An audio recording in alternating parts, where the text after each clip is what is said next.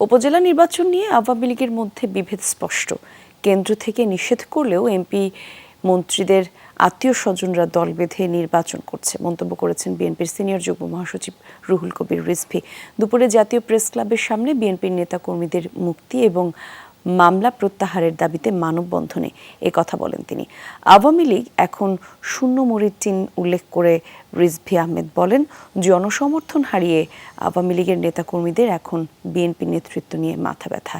রিজভী বলেন, দেশের মানুষ খাদ্যপণ্য থেকে শুরু করে গ্যাস, বিদ্যুৎ সহ মূল্যস্ফীতির দায়ে অসহায় হয়ে পড়ছে। ব্যাংক খাত ধ্বংস করে দেশকে সরকার অর্থনৈতিক বিপর্যয়ের দিকে ফেলে দিচ্ছে। দেশের অর্থনৈতিক, রাজনৈতিক এবং জনগণের নিরাপত্তা সহ সকল ক্ষেত্রেই আওয়ামী লীগ সরকার ব্যর্থ বলে মন্তব্য করেন রিজভী আহমেদ।